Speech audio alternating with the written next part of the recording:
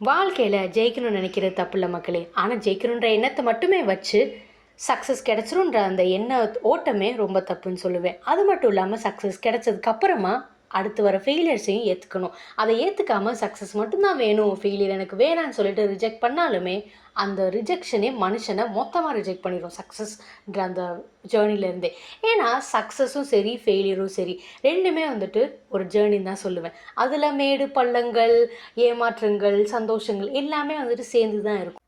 அது மட்டும் இல்லாமல் எனக்கு இந்த 2 விஷயம் இந்த 2 ப்ளே படிக்கிறப்ப தோணுச்சு மக்களே. ஒரு ப்ளே என்னன்னா டெத் ஆஃப் அ சேல்ஸ்மேன். இதை யார் எழுதுனாங்கன்னா ஆத்தர் மில்லர். இன்னொரு ப்ளே என்னன்னா கிளாஸ் மெனாஜரி. இதை யார் எழுதுனாங்கன்னா டெனிசி வில்லியம்ஸ். ஸோ இந்த 2 ப்ளேயுமே வந்துட்டு ஸ்டார்டிங் ஆஃப் 1900 அப்போ பப்ளிஷ் ஆச்சு மக்களே. இது வந்துட்டு அமெரிக்கன் மெமரி பிளேஸ்ன்னு வந்துட்டு சொல்லுவாங்களா, அமெரிக்கன் லிட்ரேச்சர் அதுக்குள்ளே சொல்கிறப்போ. மெமரி பிளேஸ் அப்படின்னா ஒரு கேரக்டர் இருக்குன்னா அந்த கேரக்டரோட மெமரிஸ் பற்றி இருக்கும், அதாவது பாஸ்ட் பற்றி இருக்கும். நான் ஆல்ரெடி 2வது கருத்து சொன்ன மாதிரியே சக்ஸஸ்ன்றது வந்துட்டு is a mixture of all ஃபீலிங்ஸும் சொல்லுவேன். ஃபெயிலியர் வரும், சேட்னஸ் வரும், சரோ வரும். சம்டைம்ஸ் சக்ஸஸ்ஃபுல்லாக இருக்கிறப்பே தான் கூட இருக்கவங்க வந்துட்டு போயிடுவாங்க.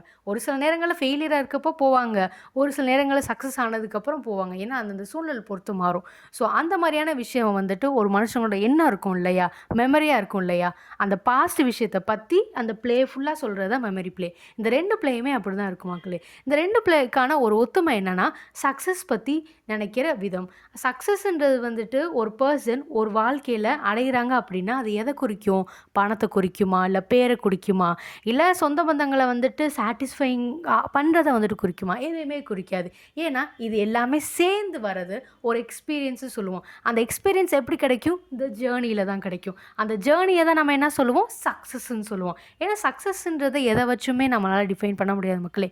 ஏன்னா எடுத்துக்காட்டா நம்ம சின்ன வயசுல வந்து ஒரு விஷயத்தை பற்றி நமக்கு ஒரு ஒப்பீனியன் இருந்திருக்கும். ஆனால் பெரியவங்களை ஆனதுக்கப்புறமா நமக்கு அந்த ஒரு விஷயத்தை பற்றின ஒப்பீனியன் சேஞ்ச் ஆகிருக்கும். அது மூலமாக பாசிட்டிவ் ரிஃப்ளெக்ஸும் பார்க்கும், ஃப்யூச்சர் நெகட்டிவ் ரிஃப்ளெக்ஸுமே வந்துட்டு பார்க்கும். பார்க்குறது நம்ம தான் பார்ப்போம். பட் ஆனால் அந்த 2 விஷயத்துக்கான இம்பேக்ட்னால நம்ம நிறைய விஷயங்கள் லேர்ன் பண்ணுவோம் இல்லையா? ஸோ அதுதான் ஒரு ஜேர்னின்னு நான் சொல்லுவேன். ஸோ இந்த 2 ப்ளேலையுமே வந்துட்டு 2 கேரக்டருமே தன்னோட பாஸ்ட்லேயே வந்துட்டு இருப்பாங்க மக்களே. ப்ரெசென்ட்டில் இருக்க விஷயத்தை கொஞ்சம் கூட யோசிக்கவே மாட்டாங்க. ஸோ அது மூலமாக கான்சிக்வன்சஸ் அவங்கள மட்டும் இல்லாமல் தான் கூட சுற்றி இருக்கவங்களையும் பாதிக்கும் மக்களே. அது மட்டும் இல்லாமல் இந்த 2 கேரக்டர்ஸ் பற்றி நான் 2 தனித்தனியாக வீடியோ போடுறேன் மக்களே. ஸோ மறக்காமல் பாருங்கள். இந்த வீடியோவை லைக் பண்ணிவிட்டு ஷேர் பண்ணிவிட்டு கமெண்ட் பண்ணுங்கள். 2 வீடியோஸ்க்கு காத்துருங்க. தேங்க்யூ ஃபார் வாட்சிங் திஸ் வீடியோ.